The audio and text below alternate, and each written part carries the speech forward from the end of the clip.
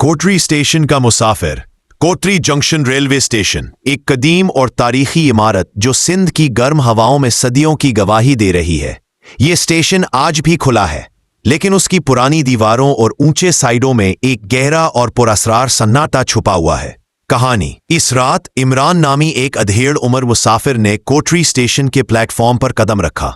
उसे अगली सुबह कराची के लिए ट्रेन पकड़नी थी, लेकिन थकन से उसका बुरा हाल था।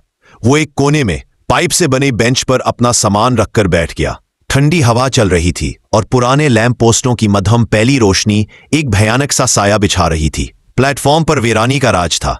एक रेढ़ी वाला और दो कल्ली जो अपना दिन अपने रास्ते गुजारे थे, भर का हिसाब कर रहे थे। इमरान के अलावा सिर्फ यही लोग मौजूद थे। इमरान की आंखें नींद से बोझल हो रही थी और उसने सोचा कि ट्रेन आने ने कई घंटे हैं, क्यों ना थोड़ी देर आंख लगाई जाए। उसने अपने ब्रीफ केस को सरहाने के तौर पर रखा और गरम चादर ओढ़कर वहीं गहरी नींद सो गया।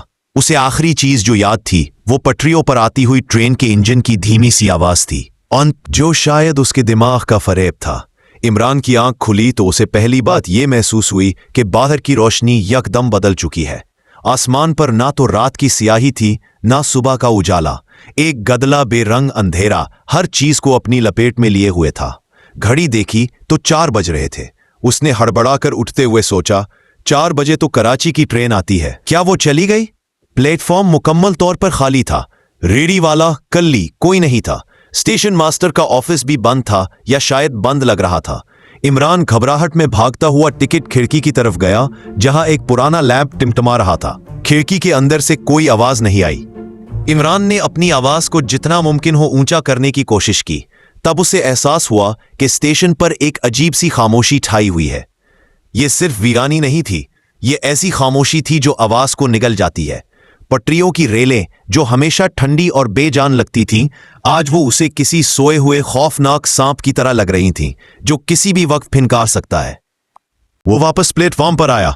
उसका ब्रीफकेस वहीं पड़ा था, लेकिन उसके ऊपर गर्द की एक पतली सी तह जम चुकी थी, जैसे वो कई दिन से वहां पड़ा हो। ये देखकर इमरान के रोंगटे खड़े हो गए। तब उसने प्लेटफॉर्म के दूसरे सिरे पर एक औरत का साया देखा। औरत का कद लंबा था और उसने सफेद रंग का कोई पुराना लिबास पहन रखा था। वो जमीन से चंद इंच ऊपर तैरती हुई आहिस्ता आहिस्ता उसकी तरफ आ रही थी। उसके बाल बिखरे हुए थे और चेहरे पर कोई तासुर नहीं था। सबसे खौफनाक बात यह थी कि उसके करीब आने पर भी उसके कदमों की कोई आहट नहीं थी। इमरान का हलक खुश्क हो गया। उसकी हिम्मत जवाब दे गई और वो चीख भी ना सका। कौन हो तुम? वो बस इतना ही कह सका। साया उसके बिल्कुल करीब आकर रुक गया। अब इमरान उसका चेहरा साफ देख सकता था। वो औरत जवान थी, लेकिन उसकी आंखें बिल्कुल खाली थीं, जैसे वो किसी दूसरी दुनिया को देख रही हो। उसके होंठ खुले और एक सरगोशी सुनाई दी जो हवा में गूंजने लगी। तुमने भी ट्रेन मिस कर दी? आवाज यूं लगी जैसे गहरे कुएं से आ रही हो। मैं सो गया था, इमरान ने बमुश्किल जवाब दिया। औरत के चेहरे पर एक उदास और खौफनाक मुस्कुराहट आई। यही होता है, जो सो जाता है वो हमेशा के लिए जाग जाता है। इमरान ने खौफ के मारे पीछे हटना शुरू किया। मैं अभी चला जाऊंगा, मुझे जाने दो। साये ने अपना हाथ बढ़ाया। उसकी उंगलियां लंबी और सूखी थी, जैसे पुराने कागज से बनी हो। नहीं, यहां से कोई नहीं जाता। ये स्टेशन, ये इंतजारगाह है। हम सब अपनी खोई हुई ट्रेन का इंतजार कर रहे हैं। इस लम्हे इमरान को स्टेशन की पुरानी दीवारों से बहुत सी आवाजें सुनाई दी। ये रोने की, सिसकने की और किसी के रेल की पटरियों पर गिरने की भयानक आवाजें थी। उसने देखा कि स्टेशन मास्टर के ऑफिस का दरवाजा थोड़ा सा खुला और वहां से कई मजीद साए बाहर निकलकर प्लेटफॉर्म पर आ गए थे। वो सब खामोशी से एक ही चीज की तरफ देख रहे थे, एक ऐसी ट्रेन जो कभी नहीं आएगी। इमरान को अपने पीछे किसी के खड़े होने का एहसास हुआ। उसने पलट कर देखा। वहां एक बूढ़ा आदमी खड़ा था जिसका चेहरा मुकम्मल तौर पर झुलसा हुआ था। बूढ़े ने उसे देखकर वही खाली मुस्कुराहट दी जो उस औरत ने दी थी। भागोगे? कहां तक भागोगे? बाहर भी तो वही अंधेरा है। इमरान ने दीवानों की तरह दौड़ना शुरू कर दिया। प्लेटफॉर्म खत्म होने का नाम ही नहीं ले रहा था। हर कदम पर उसे महसूस हो रहा था कि वो भाग रहा है, लेकिन जगह वही है। पटरियों की आवाजें तेज होती गईं और उसे यूं लगा जैसे ट्रेन उसके बहुत करीब से गुजर रही है। लेकिन जब वो पलटता तो वहां कोई ट्रेन नहीं थी। इमरान किसी तरह स्टेशन मास्टर के ऑफिस गया और बेहोश हो गया। अंजाम अभी तक के लिए 3 बार, हाला 1 सप्ते के लिए। सुबह की पहली झलक में जब स्टेशन मास्टर ने ऑफिस खोला तो उन्हें प्लेटफॉर्म के एक कोने में पाइप वाले बेंच पर एक ब्रीफ केस पड़ा मिला। इसके साथ ही सर्दी से ठठरता चादर ओढ़े एक आदमी जमीन पर पड़ा था जो बेहोश था।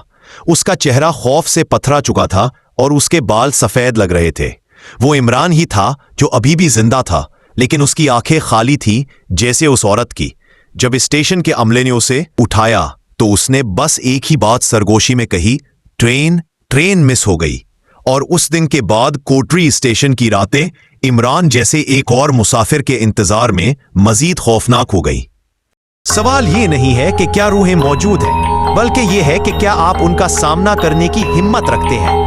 आपका स्वागत है नजर स्कैरी स्टोरी पर, वो जगह जहां रात के साए और दिल दहला देने वाली कहानियां आपका इंतजार करती हैं। अगर आपको लगता है कि आपकी नींद बहुत गहरी है, तो हम आपको यकीन दिलाते हैं कि हम उसे हमेशा के लिए छीन लेंगे।